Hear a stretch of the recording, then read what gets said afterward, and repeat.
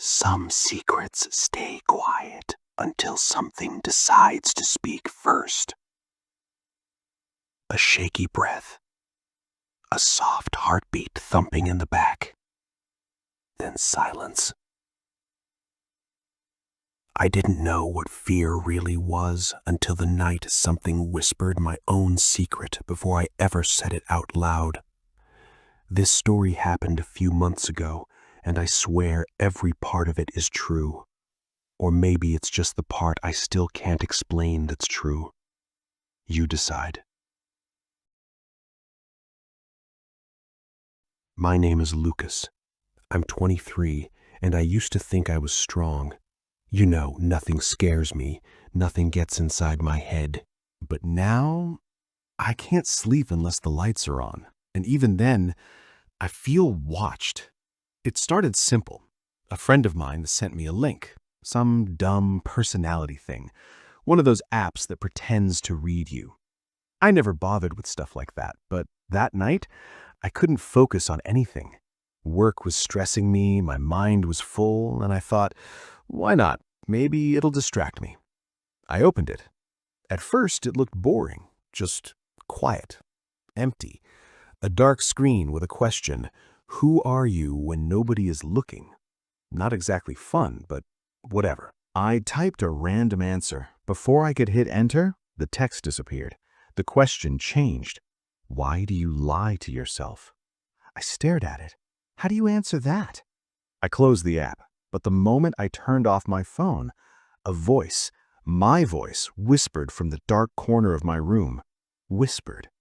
Because you're afraid of the truth, Lucas. I froze. You know when the air turns heavy and you can feel something standing behind you even when nothing should be there? That's exactly what it felt like. I turned on the light. Nothing. Silence. Just my messy room and my stupid overthinking mind. I convinced myself I imagined it. Stress, lack of sleep, your usual excuses. The next morning, the app was back on my phone. I never reopened it, I swear. This time, the question was worse. What happened in the attic when you were 12? My stomach dropped. I never told anyone what happened up there. I never even spoke about it to myself, not once. How would an app know that? I deleted it again, or I thought I did. That night, something changed. I woke up at 2:14 a.m. No reason, just snapped. Awake. The room looked normal until I noticed my phone screen glowing. Something was typing. Not a message, not a question, a confession. I remember what you saw, Lucas. My breath caught. My chest got tight. I stepped closer, slow, like the air was thick enough to push through. More words appeared. The attic door is open. I turned. The hallway outside my room was dark, but the attic string, it was swinging, back and forth, back and forth. I couldn't breathe. When I was 12, I saw something in the attic, a shape, a shadow that whispered my name when its mouth didn't move. I ran, fell down the stairs, and never went back again. My parents thought I tripped. I let them believe that. But now, that same shadow was waiting. The app, if it even was an app, typed again. You left it alone too long. The attic creaked, a slow footstep, then another. It was coming down the stairs, but not fast, not loud, just slow, heavy, patient steps, like it had all the time in the world. I grabbed the nearest thing on my desk, a book, like that would help. The footsteps reached the last step. Silence. I couldn't see anything, just the dark outline of the hallway, thick and unmoving. My phone buzzed. Another line. Don't run. It hates when you run. My legs locked instantly. I wanted to scream. I wanted to do anything except stand there watching the darkness breathe. And it was breathing. Long, slow draws of air, like something old had just woken up after years of waiting. Then something stepped forward. Bare feet. Gray, dusty, like it had been standing in that attic for years.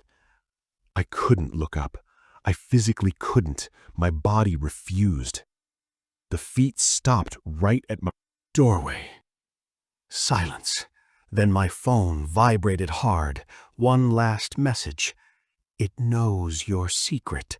Now it wants you to listen. A hand, ice cold, touched my chin. Long fingers, too long. They lifted my face gently, almost kindly, and I saw it.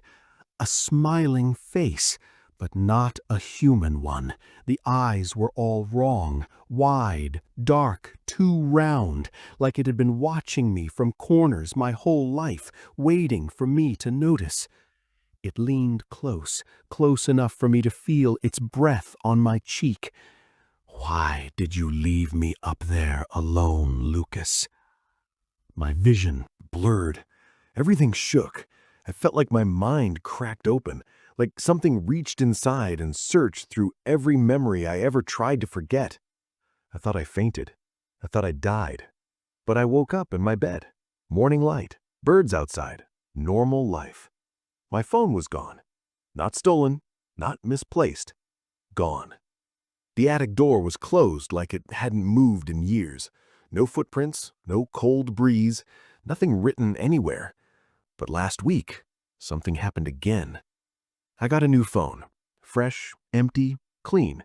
Until last night, when a notification popped up.